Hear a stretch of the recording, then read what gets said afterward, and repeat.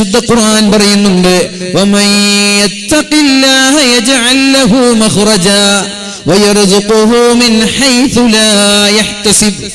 മക്കൾക്ക് സമ്പത്തിന് പകരം തഖ്വ ബാക്കി വെച്ചു പോവുകയാണെങ്കിൽ അല്ലാഹു ആ മക്കൾക്ക് പ്രശ്നങ്ങളിൽ പരിഹാരം നൽകുമെന്ന് പരിശുദ്ധ ഖുർആനിലെ സൂറത്തു ത്വലാഖിൽ അല്ലാഹു പറയുന്നുണ്ട്. വമൻ യത്തഖില്ലാഹ യജ്അൽ ലഹു മഖ്റജാ, അല്ലാഹുവിനെ പേടിച്ച് ജീവിക്കുന്ന ആളുകളാണെങ്കിൽ യജ്അൽ ലഹു മഖ്റജാ, അവരുടെ എല്ലാ പ്രയാസങ്ങൾക്കും അല്ലാഹു പരീക്ഷണം നൽകുമെന്നാണ് പറയുന്നത്, അല്ലാഹു പരിഹാരം നൽകുമെന്നാണ് പറയുന്നത്. തഖ്വയുള്ള ഒരാളാണെങ്കിൽ അയാളുടെ മക്കളെ കുറിച്ച് ആലോചിച്ച് അയാൾക്ക് ടെൻഷൻ ഉണ്ടാവൂല. സമയമാകുമ്പോൾ പ്രയാസങ്ങളില്ലാതെ വളരെ ഭംഗിയായി മക്കളെ കല്യാണം കഴിച്ചു കൊടുക്കാൻ അയാൾക്ക് കഴിയും. വീട് നിർമ്മാണത്തെക്കുറിച്ച് അയാൾക്ക് ടെൻഷൻ ഉണ്ടാവൂല. സമയമാകുമ്പോൾ അള്ളാഹു അയാൾക്ക് ആവശ്യമായ വീട് അള്ളാഹു വെച്ചു കൊടുക്കും. ഒരു പക്ഷേ വലിയ 10,000 സ്ക്വയർ ഫീറ്റുകൾ വലിപ്പമുള്ള വീടായിക്കൊള്ളണമെന്നില്ല. താമസിക്കാൻ മനസ്സിന് സമാധാനമുള്ളൊരു വീട് അള്ളാഹു അവർക്ക് കാണിച്ചു കൊടുക്കുമെന്നാണ് പരിശുദ്ധ ഖുർആൻ പറയുന്നത്. അത് മാത്രമല്ല, അവരറിയാത്ത വഴികളിലൂടെ, നിങ്ങൾ പ്രതീക്ഷിക്കാത്ത വഴികളിലൂടെ അള്ളാഹു നിങ്ങൾക്ക് വൈവിധ്യമാർന്ന ഭക്ഷണങ്ങളും റിസ്ഖും നൽകുമെന്ന് പരിശുദ്ധ ഖുർആനാണ് പറഞ്ഞു തരുന്നത്. ഞാനല്ല, ഖുർആനാണ്, ഖുർആനിന്റെ വാഗ്ദാനമാണിത്. അവന് റിസ്ഖ് നൽകുമെന്നാണ് പറയുന്നത്. എന്താ റിസ്ഖ് എന്ന് പറഞ്ഞാൽ, വീട് റിസ്ഖാണ്. തഖ്വയുണ്ടോ, നിങ്ങൾക്ക് സമയമാകുമ്പോൾ അല്ലാഹു വീട് നൽകും. വസ്ത്രം റിസ്ഖാണ്. തഖ്വയുണ്ടോ, നിങ്ങൾക്ക് സമയമാകുമ്പോൾ വസ്ത്രത്തിന്റെ ആവശ്യം വരുമ്പോൾ അല്ലാഹു വസ്ത്രം തരും. തഖ്വയുണ്ടെങ്കിൽ. ഭക്ഷണം റിസ്ഖാണ്. സമയമാകുമ്പോൾ ഭക്ഷണത്തിന്റെ ആവശ്യം വരുമ്പോൾ അല്ലാഹു നിങ്ങൾക്ക് ഭക്ഷണം നൽകും, നിങ്ങൾക്ക് തഖ്വയുണ്ടെങ്കിൽ. സാമ്പത്തികമായിട്ടുള്ള എന്തെങ്കിലും ക്യാഷിന്റെ നോട്ടുകെട്ടുകൾ ആവശ്യമുണ്ടെങ്കിൽ സമയമാകുമ്പോൾ അല്ലാഹു നിങ്ങൾക്ക് ക്യാഷ് നൽകുമെന്നാണ് പറയുന്നത്. മഹാനായ സമസ്ത കേരള ജംഇയ്യത്തുൽ ഉലമയുടെ പ്രഗൽഭനായ പ്രസിഡന്റായിരുന്നു മഹാനായ കോയക്കുട്ടി ഉസ്താദ്. അദ്ദേഹത്തിന്റെ ജീവിതത്തിൽ വളരെ അത്ഭുതപ്പെടുത്തുന്ന ഒരു സംഭവം അദ്ദേഹം പറഞ്ഞു. ഞാൻ ജീവിതത്തിൽ ആരോടും കടം വാങ്ങിച്ചിട്ടില്ല. ഒരു ദിവസം എനിക്ക് അത്യാവശ്യമായി കടം വാങ്ങേണ്ട ഒരു അവസ്ഥ വന്നു. എനിക്ക് അത്യാവശ്യം വീട്ടിലേക്ക് പോകേണ്ടി വന്നു. അപ്പൊ എന്റെ കയ്യിൽ വീടിന് ചെലവിന് കൊടുക്കാൻ ക്യാഷില്ല. അപ്പൊ ഞാൻ വിചാരിച്ചു, ദർസിലുള്ള കുട്ടികളുടെ സംഘടന ഉണ്ടാകും, അവരൊരു ബാങ്ക് ഉണ്ടാകും, അവരോട് വാങ്ങിച്ചിട്ട് ശമ്പളം കിട്ടുമ്പോൾ കൊടുത്താൽ മതിയല്ലോ എന്നൊരു ചിന്ത എനിക്കുണ്ടായിരുന്നു. പിന്നെ ഞാൻ വിചാരിച്ചു, വേണ്ട പോട്ടെ. പിന്നെ ഇവിടെ ഉസ്താദുമാരുണ്ട്, അവരെ കയ്യിലുണ്ടാകും. എന്നാൽ ചോദിക്കാൻ ഒരു മടി, കാരണം ഇതുവരെ ഞാൻ കടം വാങ്ങിച്ചിട്ടില്ല.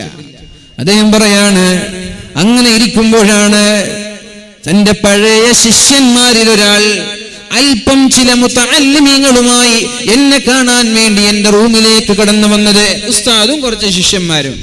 അദ്ദേഹത്തിന്റെ പഴയ ശിഷ്യനാണ്. എന്താ വന്നു? ഉസ്താദിനെ കാണാൻ വന്നതാണ്. ഒന്നുമില്ല, ദുആ ചെയ്യിക്കണം. ഉസ്താദ് റൂമിലേക്ക് വിളിച്ചിരുത്തി ദുആ ചെയ്ത് പിരിയുമ്പോൾ ഉസ്താദിന്റെ കയ്യിലേക്ക് ഉസ്താദിന്റെ പഴയ ശിഷ്യൻ അദ്ദേഹത്തിന്റെ കയ്യിൽ നിന്നൊരു എമൗണ്ട് കൊടുത്തു. അതേപോലെ മുതഅല്ലിമീങ്ങളായ ആളുകൾ അവരുടെ കയ്യിൽ നിന്നും അവർക്ക് കഴിയുന്നത് കൊടുത്തു. എന്തായിരുന്നോ ഉസ്താദിന് വീട്ടിലേക്കുള്ള ആവശ്യം, അത് അല്ലാഹു അങ്ങനെ പരിഹരിച്ചു എന്ന് അദ്ദേഹത്തിന്റെ ജീവിതത്തിൽ മറക്കാൻ പറ്റാത്ത അനുഭവമായി മഹാനായ കോയക്കുട്ടി ഉസ്താദ് പറയുന്നുണ്ട്. തഖ്വയുണ്ടെങ്കിൽ ഇങ്ങനെയാണ്. അല്ലാഹു നിങ്ങളെ ഒരിക്കലും നിരാശരാക്കൂല. സമയങ്ങളിൽ നിങ്ങൾക്ക് ആവശ്യമുള്ളത് സമയമാകുമ്പോൾ അല്ലാഹു തരും. അല്ലാഹു തൗഫീഖ് നൽകട്ടെ. അതാണ് അല്ലാഹു പറയുന്നത്, അവൻ അറിയാത്ത വഴികളിലൂടെ അവർക്ക് അല്ലാഹു റിസ്കിന്റെ വാതിൽ തുറന്നു തരുമെന്ന്.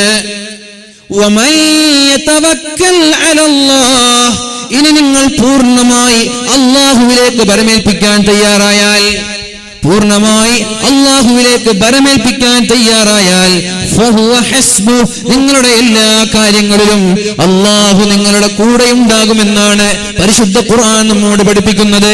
അതുകൊണ്ട് ഇനിയുള്ള സെക്കൻഡുകളിൽ, ഇനിയുള്ള സമയങ്ങളിൽ അല്ലാഹുവിലേക്ക് ബരമേൽപ്പിച്ച് പൂർണ്ണമായ വിശ്വാസത്തോടെ ജീവിക്കാൻ ഇവിടെ ഒരുമിച്ച് കൂടി എല്ലാ ആളുകളും തയ്യാറാകണമെന്ന് വളരെ വിനയപൂർവ്വം എന്നോടും നിങ്ങളോടും ഞാൻ വസിയ്യത്ത് ചെയ്യുകയാണ്. അല്ലാഹു തൗഫീഖ് ചെയ്യട്ടെ.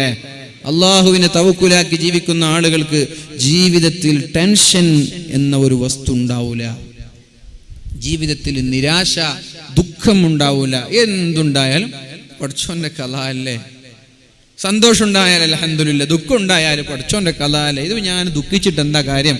അല്ലാഹ് തരാൻ വിചാരിച്ച് തന്നു കഴിഞ്ഞില്ലേ, ഇനി ഞാൻ ദുഃഖിച്ചത് കൊണ്ട് ഇത് പോവോ? ഇതാണ് തവക്കൽ ചെയ്യണം. വാളുകൾ ഇതിന്റെ മാധുര്യം അനുഭവിച്ച് ചർച്ച ചെയ്യപ്പെടാനുള്ളതല്ല, ജീവിതത്തിൽ പകർത്താനാണ് ഇവിടെ വാളുകൾ സംഘടിപ്പിക്കുന്നത്.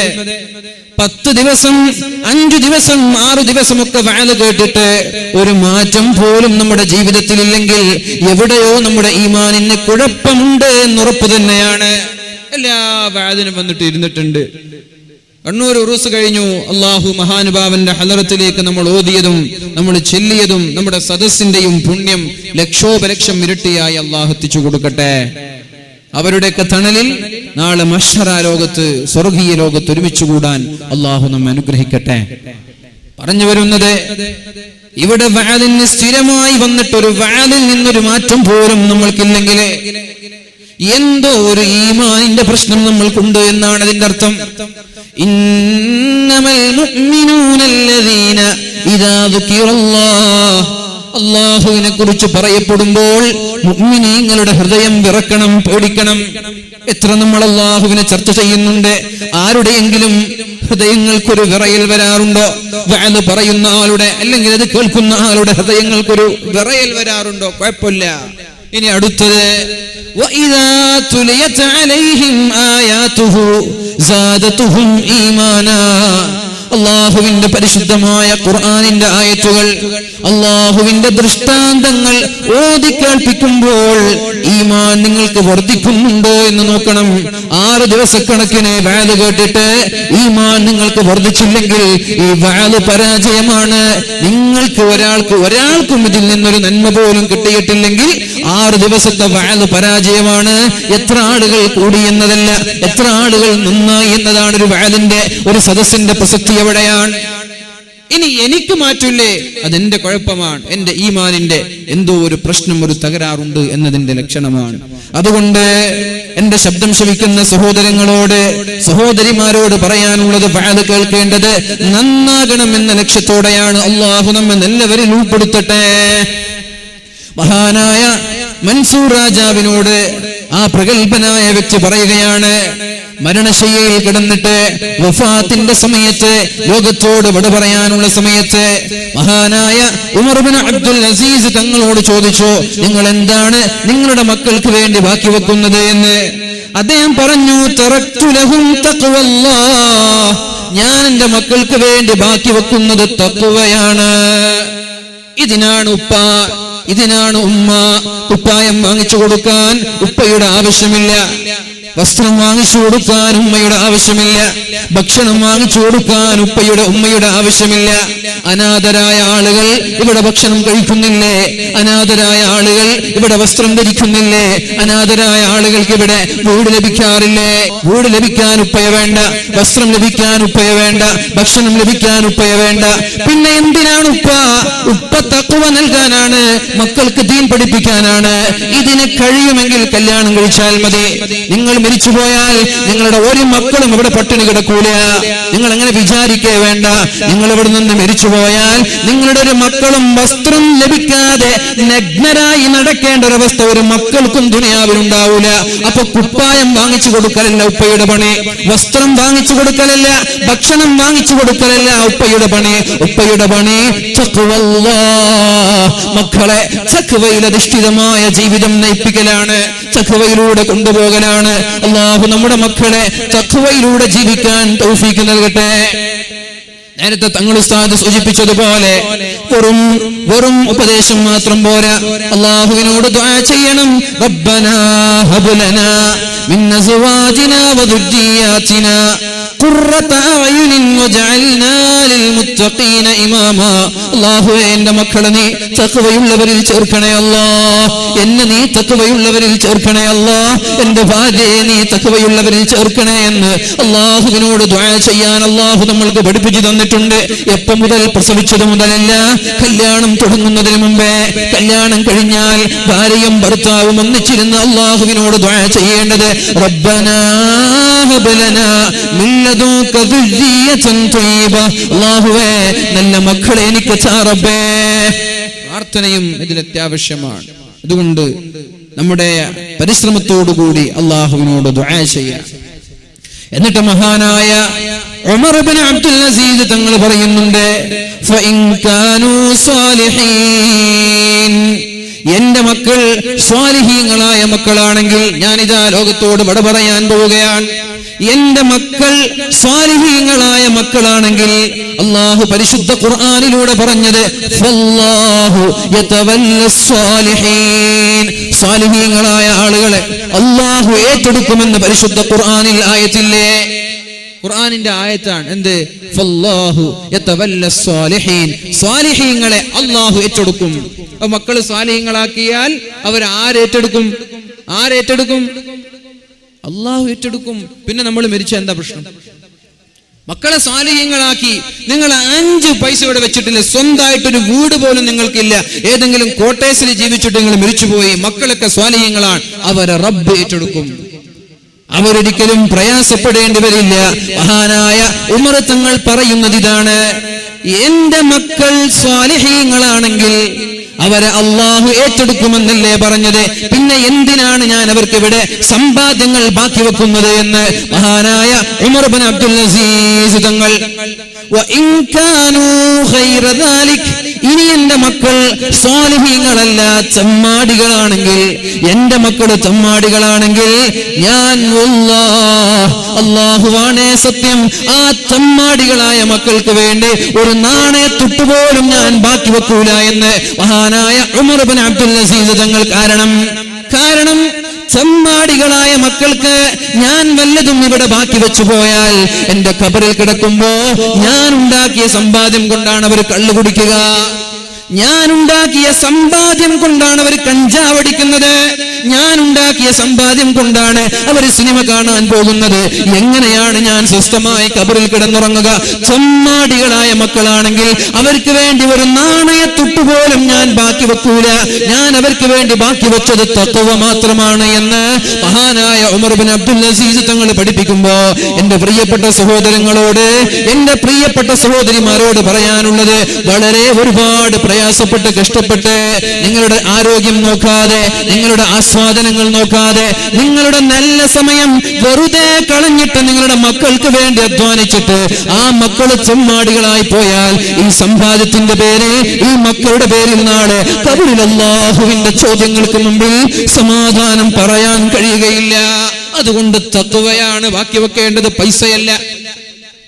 പിന്നെയോ ഇനി കേൾക്കണം, മഹാനായ ഉമർ ഇബ്നു അബ്ദുൽ അസീസ് തങ്ങളുടെ മറ്റൊരു ചരിത്രമാണ് കേൾക്കണം.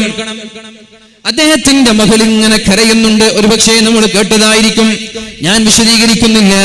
അദ്ദേഹത്തിന്റെ മകൾ ഇങ്ങനെ കരയുകയാണ്. ചെറിയ കുഞ്ഞാൻ, ചെറിയ പൊന്നുമോൾ, പെണ്ണിങ്ങനെ കരയാണ്. എന്തേ കരഞ്ഞത്? മുസ്ലിമീങ്ങളായ ആളുകൾക്ക് പെരുന്നാൾ ദിവസമായിരുന്നു അത്. പെരുന്നാളിന്റെ രാത്രി ചെറിയ കുഞ്ഞുമോള് കരയുമ്പോ ഉപ്പ ചോദിക്കുകയാണ് വളരെ വാത്സല്യത്തോടെ, എന്ത് മോളെ കരയുന്നത്? എന്തിനാണ് കരയുന്നത്? അപ്പോഴാണ് കുഞ്ഞു പറയുന്നത്, കുല്ലുള്ള തുഫാൽ, ഉപ്പാ, എന്റെ ചങ്ങാതിമാർ, എന്റെ കൂടെയുള്ള, എന്റെ കൂടെ കളിക്കുന്ന എന്റെ കൂട്ടുകാർ എല്ലാവരും നാളെ പെരുന്നാളിന്റെ നല്ല കുപ്പായം വാങ്ങിച്ച്, മനോഹരമായ കുപ്പായം ധരിച്ച് നാളെ പെരുന്നാൾ ആഘോഷിക്കുമ്പോ എനിക്ക് ഒരു ഖലീഫയുടെ, ഒരു ഭരണാധികാരിയുടെ മകളായ എനിക്ക് ഒരു കുപ്പായം പോലുമില്ലല്ലോ ഉപ്പാ. അതുകൊണ്ട് ഉപ്പാ ഞാൻ എങ്ങനെയാണ് കരയുന്നത് എന്ന് പറഞ്ഞപ്പോ മഹാനായ മഹാനായ അമീറുൽ മുഅ്മിനീൻ ഉമർ ഇബ്നു അബ്ദുൽ അസീസ് തങ്ങൾക്ക് വളരെ വിഷമമായി. വഅന ബനതു അമീറുൽ മുഅ്മിനീൻ, അമീറുൽ മുഅ്മിനീന്റെ മകളായ ഞാൻ പഴയ കീറിപ്പറിഞ്ഞ കുപ്പായം ധരിക്കുകയോ? ഇത് കരച്ചിലേക്ക് എത്തി. ഉമർ തങ്ങൾ കരയാൻ തുടങ്ങി. പൊന്നുമോളുടെ കരച്ചിൽ കേട്ട് ആ പിതാവിന് തന്റെ കരച്ചിൽ നിയന്ത്രിക്കാൻ കഴിഞ്ഞില്ല. പിന്നെ ഒന്നും ആലോചിക്കാതെ, നാളെയാണ് പെരുന്നാള്, കുപ്പായം വാങ്ങിച്ചു കൊടുക്കാൻ തന്റെ കയ്യിൽ കാശില്ല. നേരെ പോകുന്നത് ബൈത്തുൽ മാലിലേക്ക്. ബൈത്തുൽ മാലിന്റെ ഖജനാവ് സൂക്ഷിക്കുന്ന സൂക്ഷിപ്പുകാരനോട് മഹാനായ ഉമർ ഇബ്നു അബ്ദുൽ അസീസ് തങ്ങൾ ചോദിച്ചു, എനിക്ക് ഈ മാസത്തെ സാലറി മുൻകൂട്ടി തരുമോ? അദ്ദേഹം ബൈത്തുൽ മാൽ ഖജനാവ് സൂക്ഷിക്കുന്ന ബൈത്തുൽ മാലിന്റെ സൂക്ഷിപ്പുകാരനോട് പറഞ്ഞു, ഈ മാസത്തെ സാലറി എനിക്ക് മുൻകൂട്ടി തരുമോ? അദ്ദേഹം പറഞ്ഞു, എന്തിനാണ്? എനിക്ക് ഈ മാസത്തെ സാലറി മുൻകൂട്ടി തരുമോ എന്ന് ചോദിച്ചപ്പോ അദ്ദേഹം ചോദിച്ചു, ലിമ, എന്തിനാണ് അമീറുൽ മുഅ്മിനീൻ? അപ്പോഴാണ് മഹാനായ ഉമർ തങ്ങൾ പറഞ്ഞത്, എന്റെ മക്കൾക്ക് കുപ്പായമില്ല, അതുകൊണ്ടാണ് നാളെ പെരുന്നാളിന് കുപ്പായം വാങ്ങിച്ചു കൊടുക്കണം. ബൈത്തുൽ മാലിന്റെ സൂക്ഷിപ്പുകാരൻ അല്ലാഹുവിനെ പേടിക്കുന്ന ഒരാളായതുകൊണ്ട് അദ്ദേഹം പറഞ്ഞു, ലാ മാനിഅ, ഒരു വിരോധവുമില്ല, ഞാൻ തരാം, ഒരു വിരോധവുമില്ല, ഞാൻ തരാം. പക്ഷേ എനിക്കൊരു ഉറപ്പ് തരണം. അമീറുൽ മുഅ്മിനീൻ, നിങ്ങൾ എനിക്കൊരു ഉറപ്പ് തരണം. എന്താണ് ഉറപ്പ് തരേണ്ടത്? ഏപ്രിൽ 30 വരെ നിങ്ങൾ ഇവിടെ ജീവിച്ചിരിക്കുമെന്നുള്ള ഉറപ്പ് തന്നാൽ നിങ്ങൾക്ക് ഞാൻ ഈ മാസത്തെ സാലറി തരാമെന്ന് ബൈത്തുൽ മാലിന്റെ സൂക്ഷിപ്പുകാരൻ ഈ മാസം ലാസ്റ്റ് വരെ ജീവിക്കുമെന്നുള്ള ഉറപ്പ് തന്ന ഈ മാസത്തെ സാലറി തരാം. യാ അല്ലാഹ്, എങ്ങനെ ജീവിക്കും? ആർക്കാ ഉറപ്പ് കൊടുക്കാൻ പറ്റുക? ഇത് കേട്ടപ്പോ മഹാനായ ഉമർ ഇബ്നുൽ ഖത്താബ് റളിയല്ലാഹു അൻഹു, ഉമർ ഇബ്നു അബ്ദുൽ അസീസ് തങ്ങൾ ആലോചിക്കാൻ തുടങ്ങി. ശരിയാണല്ലോ, ഞാൻ മരിച്ചുപോയാൽ അതിനു മുമ്പ് അല്ലാഹുവിന്റെ കോടതിയിൽ ഞാൻ സമാധാനം പറയേണ്ടി വരൂലേ? ഫതറകഹു ഉമർ പറഞ്ഞു, എനിക്ക് വേണ്ട, എനിക്ക് ശമ്പളം വേണ്ട. പിന്നെ നേരെ പോയത് വീട്ടിലേക്കാണ്. കരയുന്ന പിഞ്ചുമോൾ വീട്ടിലുണ്ട്. ആ കുഞ്ഞുമോളെ അടക്കം 11 മക്കളെയും വിളിച്ചു, മക്കളെ, ഞാൻ നിങ്ങൾക്ക് നാളെ പെരുന്നാളിന് കുപ്പായം വാങ്ങിച്ചു തരാൻ എന്റെ കയ്യിൽ കാശില്ല. ഇനി ഞാൻ ബൈത്തുൽ മാലിൽ നിന്ന് വളരെ നേരത്തെ സാലറി വാങ്ങിച്ച് നിങ്ങൾക്ക് ഞാൻ കുപ്പായം വാങ്ങിച്ചു തന്ന് ഈ മാസം തീരുന്നതിന് മുമ്പേ ഞാൻ മരിച്ചുപോയാൽ നിങ്ങളുടെ പിതാവ് നരകത്തിലേക്കല്ലേ പോകുന്നത്? നിങ്ങൾക്ക് അങ്ങനെ കുപ്പായം വാങ്ങിച്ചു തന്ന പുതിയ വസ്ത്രം ധരിച്ച് പെരുന്നാൾ ആഘോഷിച്ച് നിങ്ങളുടെ ഉപ്പ നരകത്തിലേക്ക് പോകുന്നതാണോ ഇഷ്ടം? അല്ല ഈ കീറിപ്പറിഞ്ഞ കുപ്പായം ധരിച്ചിട്ട് പെരുന്നാൾ ഉപ്പയുടെ കൂടെ ആഘോഷിക്കുന്നതാണോ ഇഷ്ടമെന്ന് ചോദിച്ചപ്പോ മക്കളെല്ലാവരും ഏക സ്വരത്തിൽ പറഞ്ഞു, നസ്ബിറു യാ അബാനാ, ഉപ്പാ ഞങ്ങൾക്ക് പുതിയ കുപ്പായം വേണ്ട ഉപ്പാ, പെരുന്നാൾ പഴയ കുപ്പായം ധരിച്ച് ഞങ്ങൾ ആഘോഷിക്കാം ഉപ്പാ. അതുകൊണ്ട് ഞങ്ങൾക്ക് ഇനി കടം വാങ്ങിച്ച് ഞങ്ങൾക്കൊരു കുപ്പായം വാങ്ങിച്ചു തരേണ്ടതില്ല.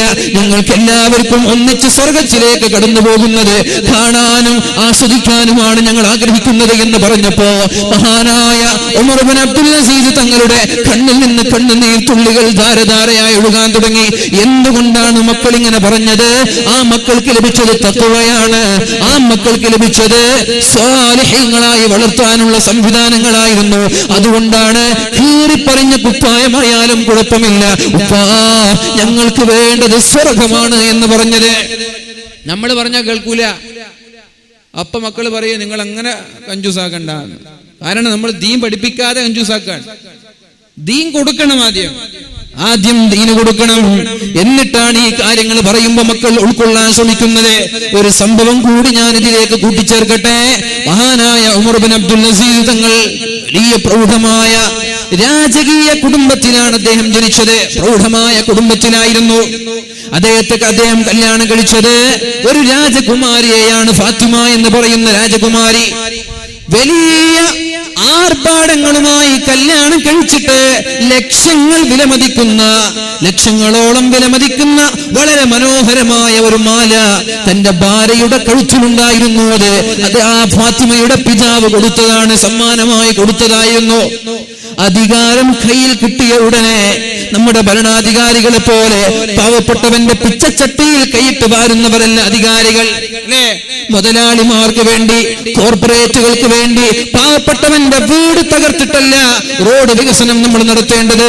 വിശാലമായ സ്ഥലങ്ങൾ ഉണ്ടാകുമ്പോ, ഗവൺമെന്റിന്റെ സ്ഥലങ്ങൾ ഉണ്ടാകുമ്പോ, കോർപ്പറേറ്റുകളുടെ സ്ഥലം ഉണ്ടാകുമ്പോ അന്തി ഉറങ്ങാൻ വേണ്ടി വീട് വെച്ച പാവപ്പെട്ടവന്റെ വീട് തകർത്തിട്ടല്ല നമ്മൾ നമ്മുടെ റോഡിന് വികസനം നൽകേണ്ടത്. റോഡിന്റെ വികസനത്തിനൊരാളും എതിരല്ല. അതിന് തക്കതായ, അതിന് കൃത്യമായ വേതനങ്ങൾ, കൃത്യമായ നഷ്ടപരിഹാരം നൽകുന്നുണ്ടെങ്കിൽ തിരിഞ്ഞു നോക്കാൻ ആളുണ്ടാവൂല.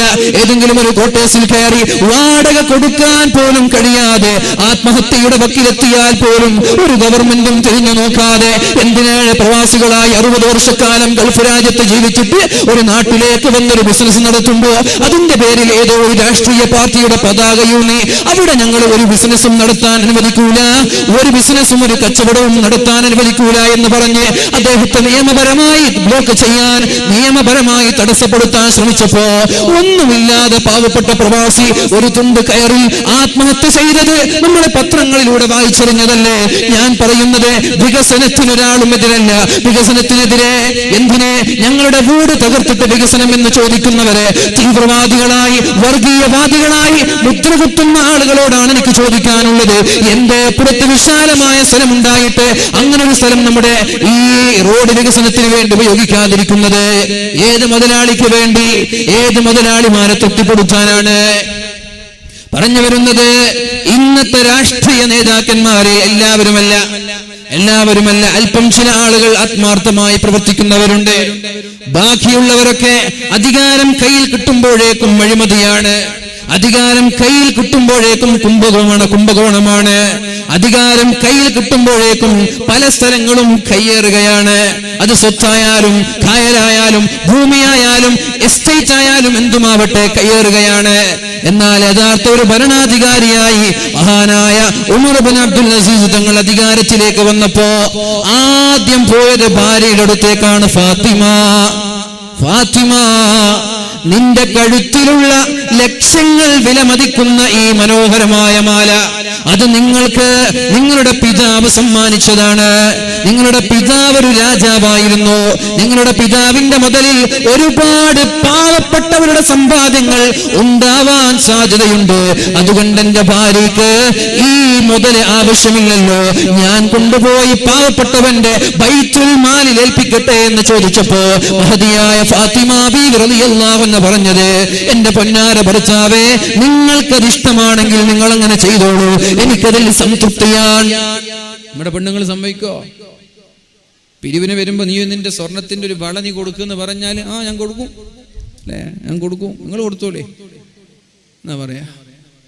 ലക്ഷങ്ങൾ, കോടിക്കണക്കിന് വിലമതിക്കുന്ന രത്നങ്ങളുടെ, പവിഴങ്ങളുടെ മനോഹരമായ ഒരു മാല ഭാര്യയിൽ നിന്ന് വളരെ കൂളായി കൊണ്ടുപോയിട്ട് ബൈത്തുൽ മാൽ ഖജനാവിൽ വെക്കുകയാണ്. അദ്ദേഹം 2.5 വർഷം ഭരിച്ചു. അദ്ദേഹത്തിന്റെ വഫാത്തിന്റെ സമയമായപ്പോ ബൈത്തുൽ മാലിലെ സൂക്ഷിപ്പുകാരൻ, അതിന്റെ സെക്രട്ടറി ആ മാലയെടുത്ത് മാറ്റിവെച്ചിരുന്നു. കാരണം ഇത് ഫാത്തിമയ്ക്ക് അവകാശപ്പെട്ട മാലയല്ലേ, അവരുടെ മാലയല്ലേ, അത് മാറ്റിവെച്ചിരുന്നു. അദ്ദേഹം വഫാത്തായ ഉടനെ ആ മാലയുമായി ഫാത്തിമ എന്ന് പറയുന്ന ഉമർ തങ്ങളുടെ ഭാര്യയുടെ സമീപത്തേക്ക് കടന്നു വന്നു.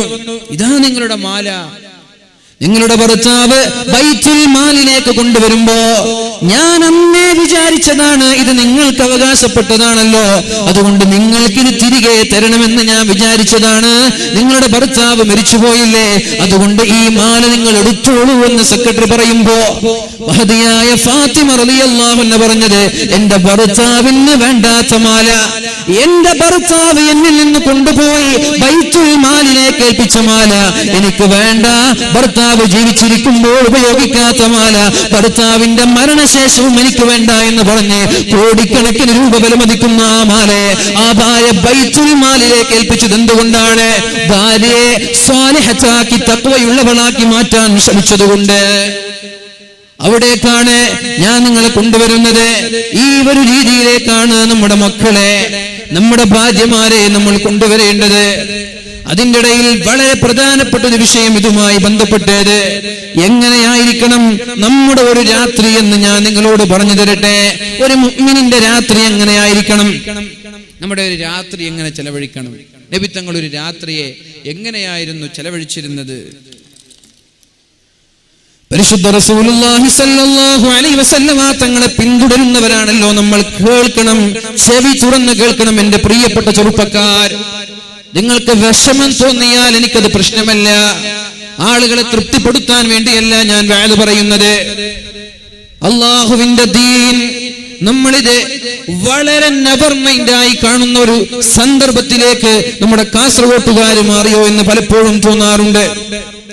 എത്ര വാളുകൾ വെച്ചാലും എത്ര വാളുകൾ കേട്ടാലും എന്തേ ഒന്നും നന്നാകണമെന്നുള്ളൊരു ചിന്ത നമ്മൾക്കില്ലാത്തത്. ഞാൻ വലിയ നല്ല ആളായത് കൊണ്ടല്ല, എന്റെ ഒരു ഉത്തരവാദിത്തമാണിത്. എന്നെ അടക്കം അല്ലാഹു നന്നാക്കി തരട്ടെ, ഞാൻ അടക്കമുള്ള എല്ലാ ആളുകളെയും അല്ലാഹു നന്നാക്കി തരട്ടെ. പറഞ്ഞു വരുന്നത്, എങ്ങനെയായിരിക്കണം ഒരു മുസ്ലിമിന്റെ രാത്രി, ഒരു കുടുംബത്തിന്റെ രാത്രി, മക്കളുടെ രാത്രി, ഒരു ഭർത്താവിന്റെ രാത്രി എങ്ങനെയായിരിക്കണമെന്നാണ് ദീൻ പഠിപ്പിച്ചു തരുന്നത്. അല്ലാഹു തആല രാത്രിയെ കുറിച്ച് പരിശുദ്ധമായ ഖുർആനിൽ പറയുന്നത്, ഞാനിത് പറയുന്നത് രാത്രി ഉറങ്ങാതെ കുറുക്കന്മാരെ പോലെ ഓരിയിട്ട് നടക്കുന്ന ചില ആളുകളുണ്ട്. രാത്രി ഉറങ്ങാതെ കുറുക്കന്മാരെ പോലെ നടക്കുന്ന ആളുകൾ, അവർക്ക് ഒത്താശ ചെയ്യുന്ന കുറച്ച് ഉമ്മമാർ, അവർക്ക് കൂട്ടുനിൽക്കുന്ന കുറച്ച് ഉമ്മമാർ, ചോദ്യം ചെയ്യാത്ത കുറച്ച് ഉപ്പമാരും, ഇതൊക്കെ നാടിന് വലിയ ശാപായിട്ട് മാറാണ്, നാടിന് ഇവരെ വലിയ ഭാരമായിട്ട് മാറാണ്. നിങ്ങൾ എന്ത് വിചാരിച്ചാലും കുഴപ്പമില്ല ചെറുപ്പക്കാരെ, അത് അംഗീകരിക്കാൻ കഴിയില്ല. ആവശ്യമില്ല. എന്തിന്? ഞാൻ ഇന്നലെയല്ല, കോഴിക്കോട് ജില്ലയിൽ വയൽ കഴിഞ്ഞിട്ട് രാത്രി ഞാൻ എൻ്റെ വീട്ടിലേക്ക് വരുമ്പോ 2-3 ദിവസം മുമ്പ് 4 മണിയായി ഞാൻ വീട്ടിലേക്ക് എത്തുമ്പോ വരുന്ന വഴിയിൽ ഒരു പീടിക തിണ്ണ എന്ന് പറയാൻ ഒരു 2-3 ചെറുപ്പക്കാർ 4 മണിക്ക് ക്ലബിലിരുന്നിട്ടുണ്ട്. എന്തിനാണ് 4 മണിക്കൊക്കെ ക്ലബില്? രാത്രി 4 മണിക്കൊക്കെ ഇരുട്ടുണ്ട്, വെളിച്ചമില്ല, അങ്ങനെ ഒരു ക്ലബിൽ. ഇത് ഓൺലൈൻ കേൾക്കുന്ന ആൾക്ക് ഞാൻ ആരെക്കുറിച്ച് പറയുന്നതെന്ന് അവർക്കറിയും, കേൾക്കുന്നുണ്ടെങ്കിൽ. ഞാൻ കണ്ടിട്ടുണ്ട് അവരെ. നമ്മളൊക്കെ എങ്ങനെയെങ്കിലും വീട് കയറി ഉറങ്ങാൻ നോക്കുമ്പോ, ഉറങ്ങാൻ വിശാലമായ സമയമുള്ളവർ അങ്ങോട്ട് ബസ് സ്റ്റാൻഡിലേക്ക്, കുറച്ചാള് ക്ലബിലേക്ക്, കുറച്ചാള് പീടികത്തിണ്ണയിലേക്ക്.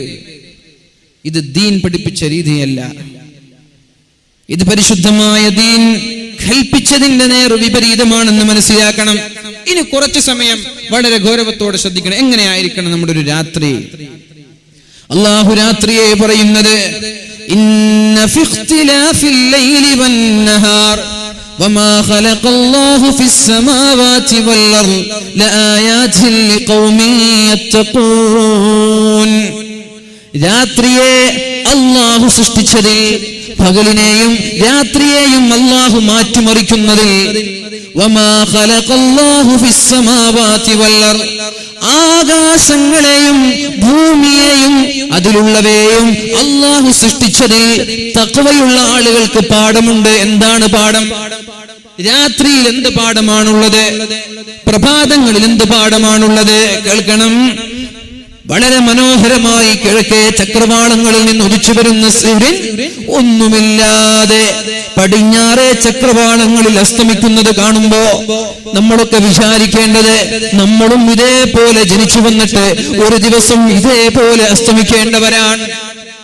സൂര്യൻ അല്ലാഹുവിന്റെ കൽപ്പനകൾക്കെതിരെ ഒരു ദിവസം പോലും പ്രവർത്തിക്കാറില്ല.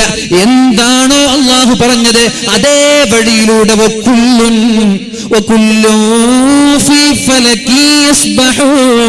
എല്ലാം അവയുടെ അച്ചുതണ്ടിൽ അവർക്ക് അല്ലാഹു കൽപ്പിച്ച ആ നേർരേഖയിലൂടെ സഞ്ചരിച്ചു കൊണ്ടേയിരിക്കുകയാണ്. അല്ലാഹുവിന് നേർവിപരീതം അവർ പ്രവർത്തിക്കുന്നില്ല, നമ്മൾ വിപരീതം പ്രവർത്തിക്കുന്നു. ഇനി രാത്രിയിലേക്ക് വരാം.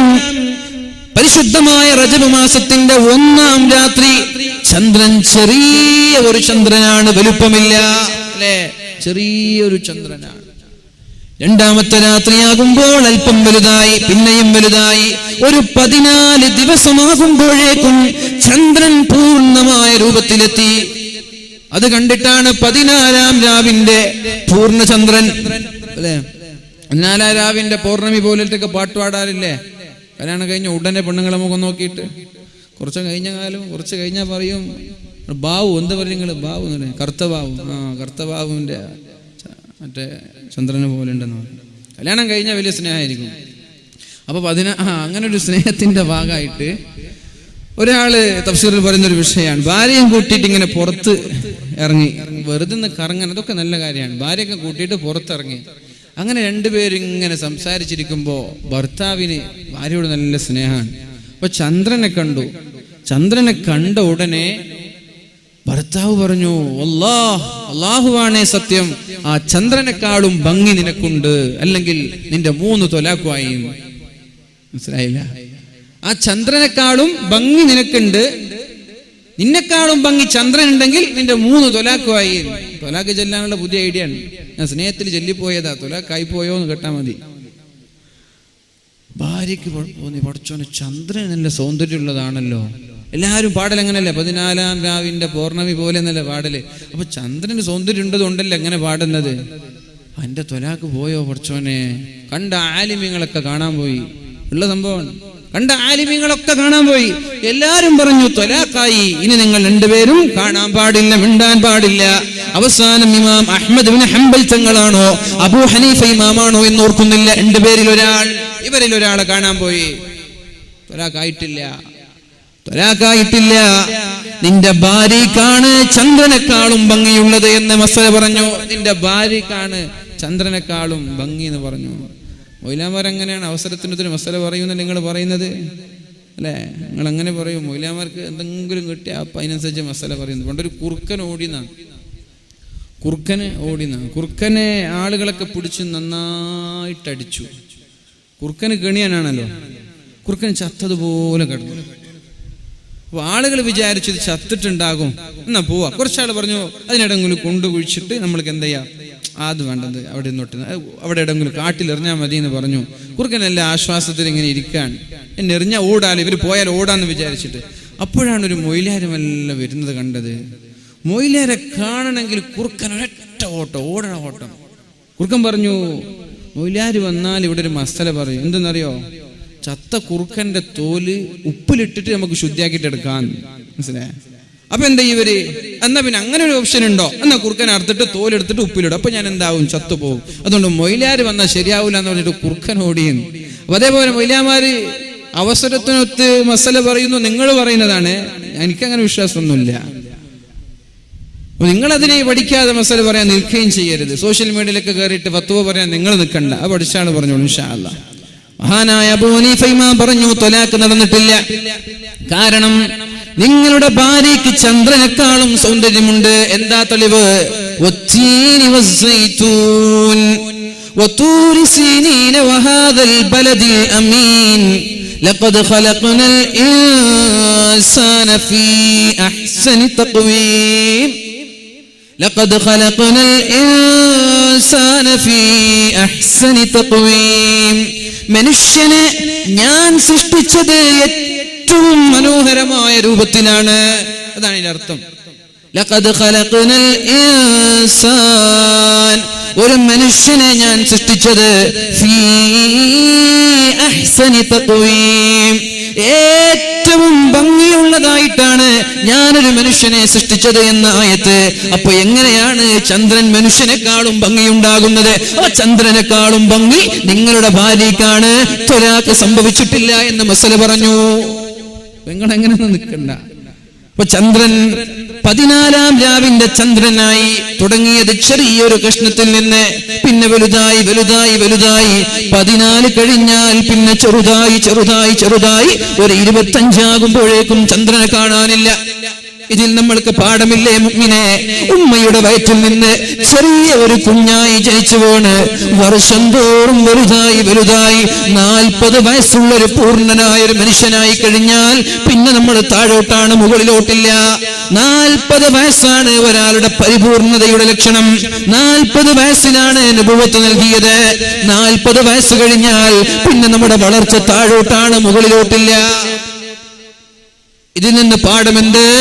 ഈ ചന്ദ്രനെ കാണുമ്പോ ഇതേപോലെ ഞങ്ങളും ഒരു ദിവസം മരിക്കാനുള്ളവരല്ലേ, ഞങ്ങളും ഇതേപോലെ അസ്തമിക്കാനുള്ളതല്ലേ, ലോകത്തിൽ നിന്ന് മറയാനുള്ളതല്ലേ എന്നൊരു ചിന്ത നമ്മളിൽ ഉണ്ടായാൽ നമ്മുടെ ജീവിതത്തിൽ മാറ്റങ്ങൾ ഉണ്ടാക്കാൻ കഴിയും. അതാണ് അല്ലാഹു പറഞ്ഞത്, തഖ്വയുള്ള ആളുകൾക്ക് ചന്ദ്രനെ കാണുമ്പോൾ പാഠമുണ്ട്, സൂര്യനെ കാണുമ്പോൾ പാഠമുണ്ട്, രാത്രിയും പകലും മാറി മറിയുന്നതിലും പാഠമുണ്ട് എന്ന് പരിശുദ്ധ ഖുർആനിലൂടെ അല്ലാഹു പഠിപ്പിക്കുകയാണ്.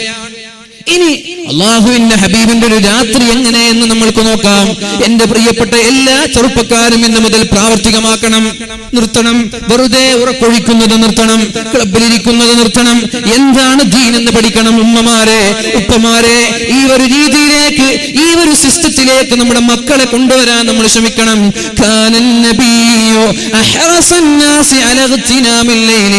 രാത്രിയെ ഉപയോഗിക്കാൻ അല്ലാഹുവിന്റെ ഹബീബ് അതീവ തൽപരനായിരുന്നു എന്നാണ് പ്രഗത്ഭരായ സ്വഹാബാക്കൾ പറയുന്നത്. രാത്രിയെ നന്മ ചെയ്യാൻ, മുതലാക്കാൻ, യൂട്ടിലൈസ് ചെയ്യാൻ, ഉപയോഗപ്പെടുത്താൻ അല്ലാഹുവിന്റെ ഹബീബ് പ്രത്യേകം ശ്രദ്ധാലുവായിരുന്നു എന്നാണ് പറയുന്നത്.